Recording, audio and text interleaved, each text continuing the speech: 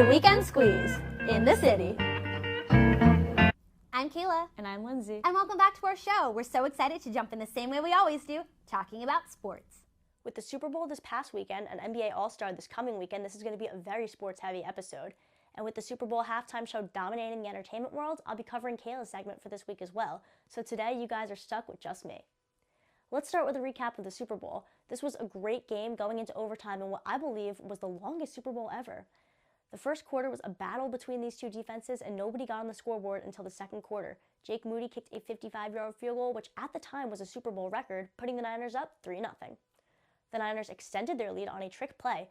Brock Purdy threw the ball to Jauan Jennings, who threw the ball to Christian McCaffrey, who took it 21 yards to the end zone, putting the Niners up 10-0. The Chiefs got on the board just as the half was coming to an end. With 20 seconds left, Harrison Butker kicked a 28-yard field goal, making it 10-3 Niners going into the half. Now let's talk about halftime.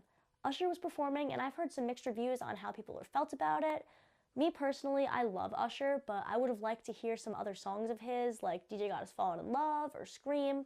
I think he has so many hits that he just didn't fit many of them into that short of a set, but I think it was super cool that Ludacris, Lil Jon, and Alicia Keys all made appearances. Now let's get back to the game. Remember when I said Jake Moody set the record with a 55-yard field goal?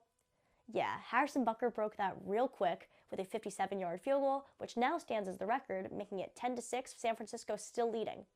The Chiefs then took the lead as Mahomes found Valdez-Scantling on a 16-yard touchdown pass, giving the Chiefs a 13-10 lead, which was their first of the game. In the fourth quarter, the Niners took the lead back as Purdy found Jennings, who got in the end zone on a 10-yard pass. The Chiefs blocked the PAT, though, making it only a 3-point game, 16-13 Niners. The Chiefs then tied it up at 16 with a 24-yard field goal by Harrison Butker. The Niners then took the lead back with under 2 minutes left in the fourth quarter with a 53-yard Jake Moody field goal, making it 19-16 Niners. With 3 seconds left in regulation, Harrison Butker saved the game for the Chiefs with a 29-yard field goal, sending this one to overtime. Overtime is where things got a little controversial. The 49ers won the coin toss and chose to take the ball first. The overtime rules are that both teams get to possess the ball, and after that, if it's tied, it's sudden death. I know everyone has been coming for 49ers coach Kyle Shanahan, but I agree with his decision. I think if it's going to be a sudden death situation, I want the ball first. It didn't end up working out because on the 49ers drive, they had to settle for a field goal, and once you give the ball to Patrick Mahomes, you know he's scoring a touchdown. But I think that if the Niners scored a touchdown, then they would have gotten the ball back, had the Chiefs scored, and they only would have needed the field goal to win it. Now, I think if this were the outcome, nobody would be hating on Kyle Shanahan, but the second the Niners set up for a field goal, I knew that this game was over with Patrick Mahomes on the other side, and in fact it was when he found Mecole Hardman in the end zone on what ironically was the same play that the Chiefs won the Super Bowl with last year, called Corn Dog.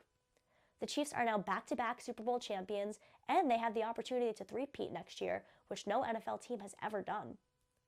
Now let's talk NBA All-Star Weekend. This year, it's in Indianapolis. The game is on Sunday, but Saturday night is filled with the classic events like the three-point and slam dunk contests. I'm going to make my prediction for who's going to win these contests. Let's start off first with the Steph Curry versus Sabrina Ionescu three-point contest. This is the best of the best. Steph is the best three-point shooter on the planet, but Sabrina has a higher three-point contest score than Steph has ever gotten, so I'm going to take Sabrina in this one. Now for the three-point contest featuring Damian Lillard, Jalen Brunson, Tyrese Halliburton, Lauri Markkanen, Malik Beasley, Donovan Mitchell, Trae Young, and Karl-Anthony Towns. While my Knicks bias makes me want Jalen Brunson to win, I'm taking Tyrese Halliburton in this one. He's had a great season, and on his home court in Indiana, I can totally see him coming out with the win. Now let's go with the dunk contest. This year, the participants are the reigning champ Mac McClung, Jaylen Brown, Jacob Toppin, and Jaime Jaquez. This might be just my Knicks bias talking, but I'm taking Jacob Toppin in this one. His brother Obi won it a couple years back, and I think Jacob's going to keep it in the family and bring home that win. So we're going to have to wait till Saturday night to see if my predictions come true. And with that, we wrap up this week's episode. As always, make sure to follow us on Instagram at The Weekend Squeeze. And we'll see you on next week's episode of The Weekend Squeeze in the city.